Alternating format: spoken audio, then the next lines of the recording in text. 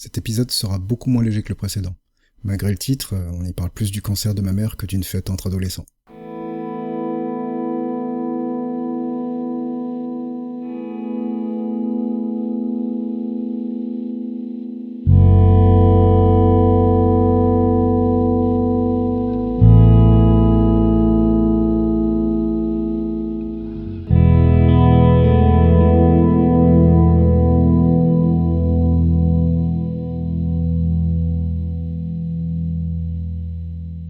Je me souviens parfaitement quand et comment j'ai appris que ma mère souffrait d'un cancer. Pourtant, je n'en ai jamais parlé à qui que ce soit pendant plus de 20 ans. J'aurais presque pu oublier, mais non, on n'oublie pas ça. Ce jour-là, j'étais invité à la boum qu'organisait Sabine pour son anniversaire.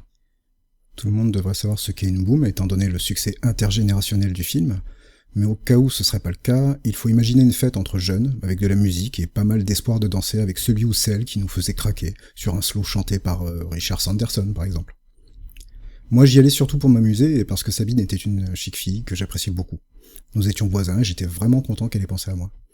Je n'avais pas de vue sur une fille à cette époque. C'était bien longtemps après Coraline et avant Cindy et Magali. J'avais un peu peur, je savais pas danser, mais je me rassurais en me disant que de toute façon, on me le proposerait sûrement pas.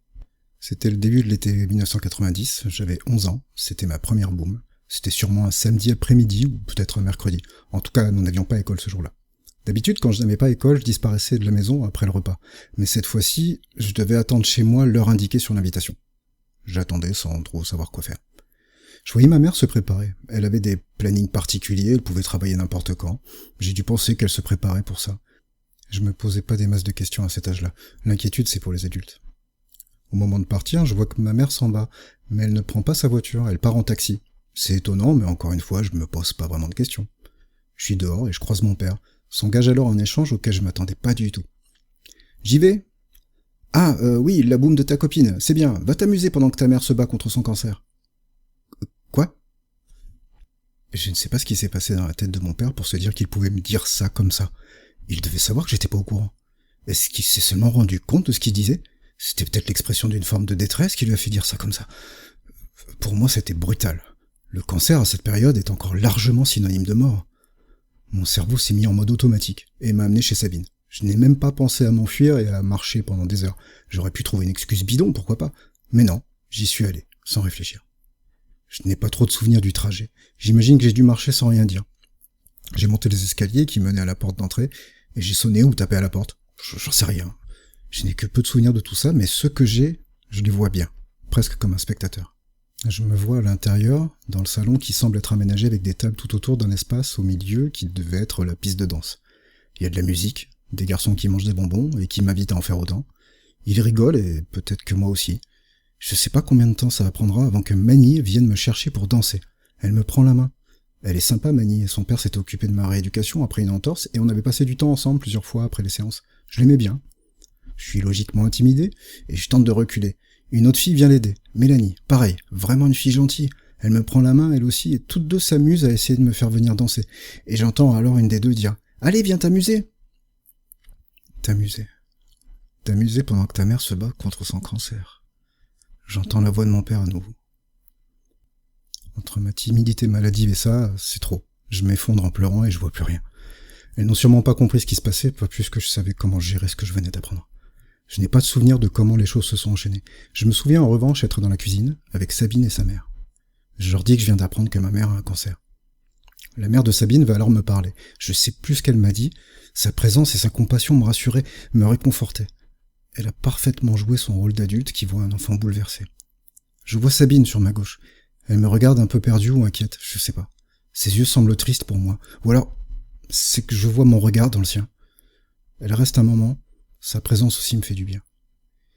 Elle quitte la pièce, je la regarde partir, et après ça, je me souviens plus de rien. Je n'en parlerai pas pendant des années, ni à ma famille, ni à mes amis. De toute façon, j'avais honte d'avoir pleuré, je voulais oublier ce moment. Je n'ai pas souvenir que les gens présents m'en aient parlé non plus. Seule la mère de Sabine m'a un jour demandé si ma mère allait bien. J'ai dû répondre simplement que oui, alors que j'en savais rien du tout. Cette histoire, j'en ai finalement parlé 24 ans plus tard à ma mère. À quelques semaines de sa mort. Mon frère s'occupait d'elle en semaine. Il habitait à 5 minutes et venait tous les jours. Moi, je venais qu'un jour, le week-end. Mon fils avait 3 ans, c'était compliqué de faire plus, ce qu'elle comprenait parfaitement. À l'automne 2014, mon frère se retrouve obligé de suivre une formation à l'étranger pendant 1 mois. On s'est alors organisé pour que je puisse gérer la semaine et lui, il revenait le week-end. Je suis donc allé la voir tous les jours pendant 1 mois. Nous nous sommes retrouvés en tête-à-tête. Nous avons beaucoup discuté, de tout, sans tabou. Je lui ai confié certaines choses que je n'ai jamais racontées à qui que ce soit. Et elle m'a parlé de tout un tas de souvenirs. Puis à un moment donné, on en est arrivé à parler de son cancer. Je lui ai demandé comment elle s'en était rendue compte. Cela remontait à 1984.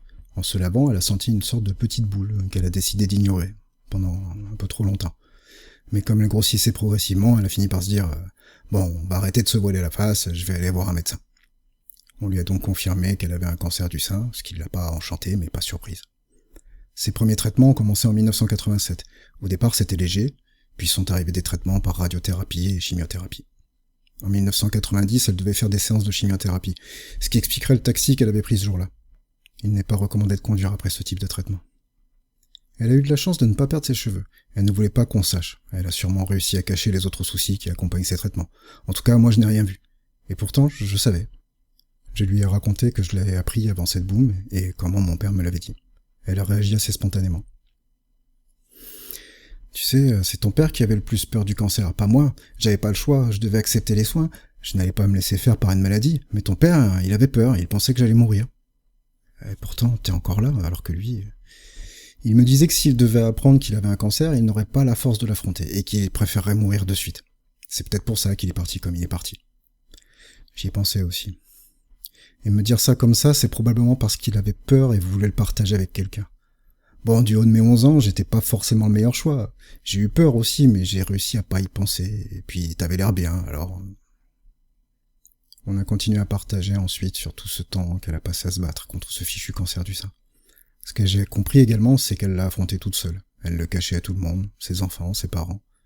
Seul mon père savait, et il n'était pas d'un grand soutien, visiblement. Personne ne devrait affronter ça seul. Après quelques années de traitement, son cancer n'était plus là, sans avoir besoin de subir de chirurgie. Un soulagement. Elle sera suivie régulièrement et tout ira bien, on parlera de rémission. Malheureusement, le cancer refait surface quelques années après la mort de mon frère cadet, en 1998. Cette fois, la chirurgie sera nécessaire. Ça s'est étalé sur plusieurs années, avec des périodes de suivi, mais on parlait moins de rémission. Quand elle a appris qu'elle allait être grand-mère en 2011, sa joie lui a redonné un coup de jeune. J'oublierai jamais ce moment. Mon fils est né au milieu de la nuit, mais je lui ai annoncé autour de 8h du matin par téléphone. « Allô, maman ? » ?»« Oui ? Ah mince, je te réveille ? » ?»« Oh non, je traînais au lit, tout va bien ? » ?»« Le petit est né cette nuit, tout le monde va bien. » Nos échanges sont ponctués alors de silence. On pleure tous les deux. « Oh, je pensais pas que... » »« Oui, je sais. On n'a pas l'air bête à pleurer au téléphone tous les deux. C'est nul le téléphone, mais bon, fallait bien que je te le dise quand même. Ah oui, ça, tu pouvais m'appeler à n'importe quelle heure. Ça, c'est une bonne nouvelle. » Quand elle a dit « je ne pensais pas que », ce qu'elle voulait dire, c'était « je ne pensais pas que je vivrais assez longtemps pour être grand-mère ». Je savais que c'était ça. Quand elle a appris qu'on allait avoir un enfant, elle avait tout de suite dit « Ah, ça c'est bien, j'ai une bonne raison de me battre maintenant. » Maintenant.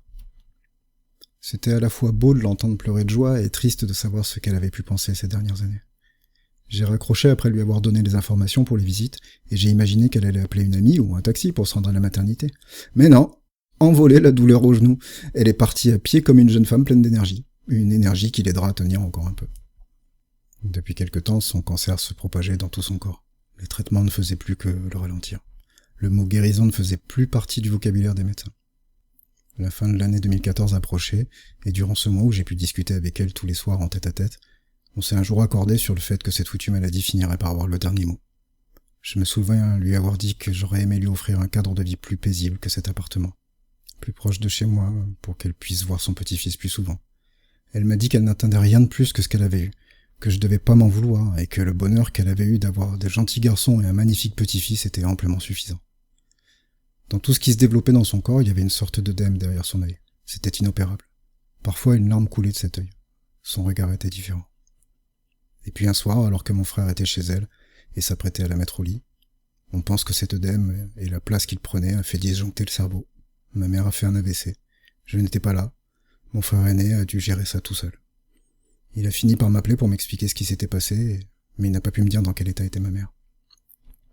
Quand je suis arrivé à l'hôpital, je l'ai vu avec un regard perdu, des gestes désordonnés. C'était difficile, mais je l'affronte silencieusement. Je l'ai vu montrer son œil comme elle pouvait avec le seul bras qu'elle arrivait à bouger. J'ai compris qu'elle avait mal, et je l'ai dit au personnel présent. Des premiers calmants étaient administrés, puis nous sommes allés parler avec le médecin. Une femme très humaine, qui a su nous dire ce qu'il fallait pour qu'on comprenne que, compte tenu de son état, notre mère ne s'en remettrait pas, qu'elle risquait d'enchaîner les AVC, et que ce serait dur. Nous avons convenu qu'il fallait stopper cette douleur, et elle a été placée sous sédation profonde. Si vous ne savez pas à quoi ça correspond, pour faire court, c'est un moyen de laisser partir quelqu'un sans souffrance, dans la dignité. C'est ce qu'elle aurait voulu. Je suis retourné dans la chambre et mon frère m'a laissé seul. Je me suis installé comme j'ai pu à côté d'elle. Je lui ai parlé en pleurant. Je lui ai dit que c'était injuste qu'elle parte comme ça à l'hôpital et qu'elle souffre, que j'aurais voulu qu'elle s'en aille sans subir tout ça, mais qu'on avait fait ce qu'il fallait pour qu'elle ne souffre plus. Elle semblait se calmer progressivement, et j'ai senti sa main tenter de se poser sur ma tête, maladroitement, comme pour me réconforter. C'est elle qui souffrait le plus. Je sais même pas ce qui pouvait se passer dans sa tête, si elle avait compris qu'elle allait partir, mais je prends ce dernier geste comme celui d'une mère qui, jusqu'au bout, aura voulu réconforter son fils. Elle a toujours eu tellement de force que ça m'étonnerait pas qu'elle ait réussi à contrôler sa main pour ça. Elle s'éteindra quelques jours plus tard. Avec mon fils, nous allions tous les week-ends la voir. Et le week-end approchant, j'ai dû trouver les mots. Je les ai cherchés le soir, en pleurant sur la piste cyclable où je promenais mon chien, mais aussi en journée quand je me retrouvais seul. Je crois que j'ai jamais autant pleuré dans si peu de temps. Je ne pouvais pas lui dire que sa grand-mère n'était pas disponible et faire semblant. C'était stupide. Même si 3 ans c'est très jeune, il n'aurait pas compris pourquoi on la voyait plus. Tout ça pour qu'on finisse par quand même lui dire qu'elle n'était plus là après des semaines. Je ne suis pas croyant, mais ma mère l'était. Elle avait fait sa tambouille, comme elle disait, en piochant dans toutes les religions ce qui lui plaisait, ce qu'elle trouvait de plus beau, de plus réconfortant. Elle pensait qu'il y avait un après, sûrement parce qu'elle se disait qu'elle y retrouverait mon frère et mon père. Moi, je vois pas les choses comme ça. Pour moi, quand c'est fini, c'est fini. Pourtant, des fois, je me laisse aller à imaginer que peut-être quelque chose se passe quand on s'en va. Et c'est quelque chose comme ça que j'ai dit à mon fils alors qu'il prenait son bain. Tu sais que mamie était très malade ? Oui. Des fois, il y a des maladies dont on ne guérit pas, et alors on dit qu'on s'endort pour toujours. C'est ça qu'on appelle mourir. Et c'est ce qui est arrivé à mamie. Quand quelqu'un meurt, c'est fini. On ne le verra plus jamais. C'est triste et c'est pour tout le monde pareil. Tout ce qui vit finit par mourir. Tu comprends ? Oui. J'aime bien cette idée de dire qu'on s'endort pour toujours, parce que j'imagine qu'à un moment, on commence un rêve et il ne s'arrête plus. Je pense même qu'on peut faire ce qu'on veut. Si on veut, on vole, on a envie de voir quelqu'un, il est là. Dans ce rêve, il n'y a plus que des belles choses. Oui, par exemple, si on rêve qu'on est à la plage, on peut avoir un bateau et aller voyager. Mon fils parlait très bien, il a vraiment dit par exemple, et il a imaginé cette histoire de bateau parce qu'il y en avait un dans son bain justement. C'est ça, on fait ce qu'on veut, mais pour nous qui sommes encore vivants, c'est fini, on ne peut plus la voir, tu comprends ? Oui.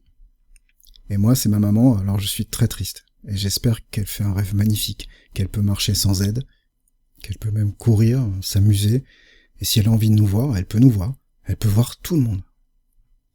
L'échange a continué un petit moment. Et je suis pas peu fier d'avoir réussi à lui dire tout ça sans pleurer. J'avais la gorge serrée en allant chercher les vêtements après le bain, mais j'ai tenu le coup.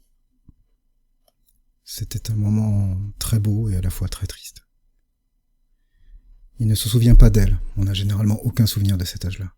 Il était le dernier plus grand bonheur de ma mère, et il n'aura pas de souvenir de la joie qui brillait dans ses yeux quand elle le regardait. Il n'aura que des photos, et ce qu'on pourra lui raconter. De cette petite boule sentie en se lavant en 1984, qu'elle a un temps ignoré, jusqu'au mois de décembre 2014, ma mère a vécu 30 ans avec ce cancer. Elle s'est battue pour rester avec nous le plus longtemps possible. Elle a accepté tous les traitements sans sourciller, faisant confiance en la médecine, la vraie. Et elle a eu raison, car sans ça, elle n'aurait pas connu son petit-fils. Moi, j'ai appris qu'elle avait ce cancer le jour de ma première boum, et je crois que j'ai bien fait d'attendre pour lui en parler. C'était mieux qu'elle pense que je savais pas à cet âge-là. Je suis à la fois désolé pour Sabine, qui n'avait pas à subir ça, et tellement reconnaissant envers la compassion et le réconfort qu'elle et sa mère ont pu m'apporter. Je ne crois pas qu'elles réalisent toutes les deux à quel point elles m'ont aidé sur ce moment. Et même Mani et Mélanie qui m'ont secoué et ont réussi à me faire craquer et libérer les larmes que je n'arrivais même pas à laisser couler, tant j'étais sidéré par ce que je venais d'apprendre. Sabine deviendra presque naturellement ma meilleure amie en 6e. Elle était géniale. Mais surtout, il y a ce petit truc que je me disais, sûrement au fond de moi. Elle sait. Elle continue de me soutenir. Elle avait été là avec sa mère, et j'ai besoin que quelqu'un soit là avec moi à ce moment-là. Je venais d'apprendre que ma mère allait mourir.